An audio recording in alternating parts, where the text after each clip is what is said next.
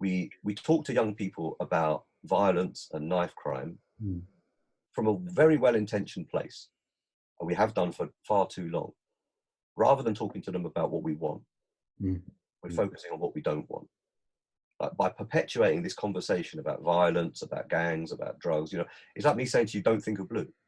Yeah, it's when parents say stop doing that or don't touch. Yeah. It's like it's like the red button there, and you just gravitate towards it. It just keeps you focused on the problem, right? So if you've got 100 kids in a room in a school, statistically, 2 or 3 of them might have some sort of connection to gangs and violence or drugs or one of those horrible issues. Let's say it's the gang thing or the knife thing. If we're going in and we're saying this is an anti-knife project, we want to talk to you about knives and look at these photographs of horrific knives, look at these photographs of terrible knife wounds. Let's bring in somebody who's been stabbed who'll talk to you about show you his colostomy bag. Let's get an ambulance man to come in and talk about the terror of meeting somebody, finding somebody on the pavement who's been knifed. 97 or 98 young people who had no concept about that will leave that room petrified. Yeah, it wasn't even make sense to waste brain matter on until someone focused their attention to it, right? Yeah. So they then, unfortunately, it seems that what seems to be happening is that some of them then will be so afraid that they'll be more likely to pick up a weapon. They'll be more likely to join the gang. That, I think, has been fueling this thing. So my approach, our approach within our practice is we can deal with those topics. Can I ask you about that? But we deal with them by focusing on what we want the outcome to be. So I won't deliver an anti-knife project. I'll deliver a project around how to generate peace. Yeah. Where do your emotions come from? How do you have a conversation with somebody that you disagree with without resorting to violence? Yeah. That it's just a slightly different. Again, it's that shift of perspective. And can I ask you about that? Because I think you've hit the nail on the head when you talk about fear, right?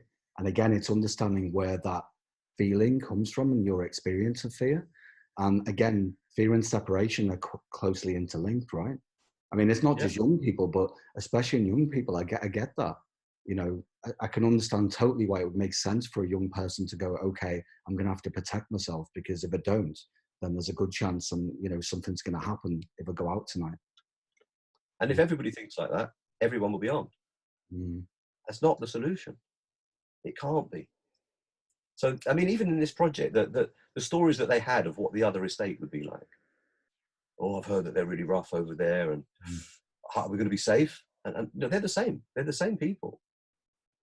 There's no difference, really. And there are loads of differences. Yeah, but I think... But that's not a problem. It doesn't need to be a problem. It's lovely. Differences are fantastic. Yeah, correct me if I'm wrong. Differences are amazing because it's that diversity of going, wow, look what's in your neighborhood, in your community. But it's this fear of unknown, isn't it? The fear of the unknown, the fear of mistakes, the fear of embarrassment, the fear, all of these things that are not real. So would you say this is, I think what you're doing right with this project, and I know you're doing, it's not just this project, your wider work is the focus on this, that, correct me if I'm wrong, what I'm hearing in there is that if you get people together, then they don't have a choice because they're in dialogue, right? They're telling each other their stories, from the heart. And then you're realizing that actually we're very much the same on one level, and that's everyone, right? Yeah, I'm 100%. Right, but on the other level, you're bringing in something in the mix that's completely fresh and new, and that's okay. Yeah. Because exactly what you said there, the fear of the unknown is but we play with that. We play with that throughout our process. So, been doing it a long time, and we've got to the point, me and Bob particularly, that if somebody says we've got 200 kids in a room in 10 minutes, can you do something? We can go and do it. We're ready.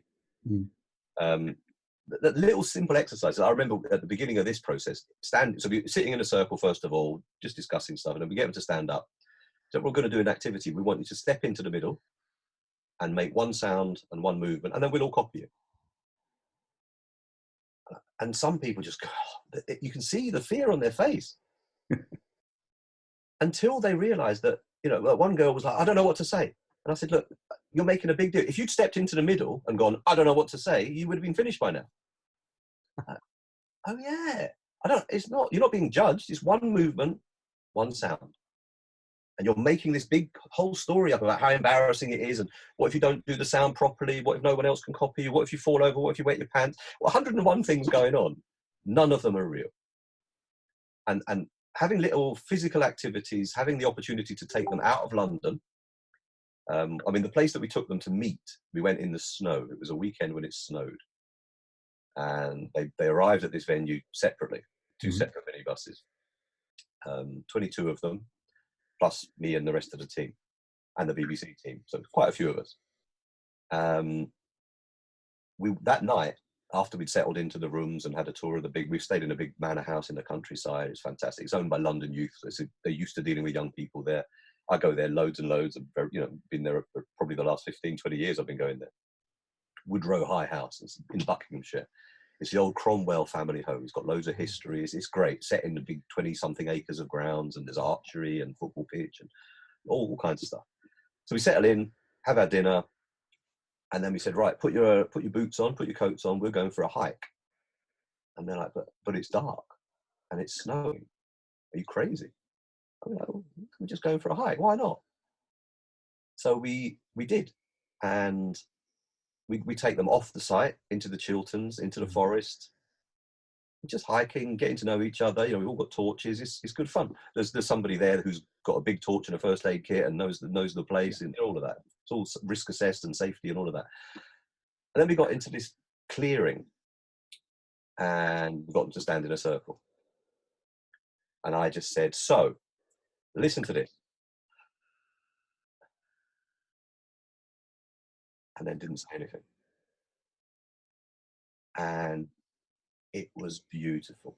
Complete. You know how the snow even helps with silence? It changes acoustically some stuff. Yeah. Like, one of the guys was just like, I've never heard that. There are no sirens. I can't hear my mum shouting at my brother. I haven't got music in my headphones. There's no TV on. There's no buses coming past. And then we spoke about the importance of silence and how, silence is where everything comes from. And how the solution to all that knotted up, crazy thinking about anxiety and fear and all of that stuff, the antidote to that is creating some silence up there. And how do you do that? And some of them are saying, but it's really difficult. And we were going, you're saying it's easy to have all that knotted up crazy thinking. Is that easy? That's really difficult. Creating the silence is much easier, and it's what you've been craving, because from that comes everything you want. Now they often refer to that moment, because we said to them, we're here physically in a circle, in a clearing, in the forest, in the snow, listening to nothing. But on the other level, the non-physical level, you have a memory of this that you can refer to anytime you want. You take this silence with you. You take this experience with you. And it's the same with everything.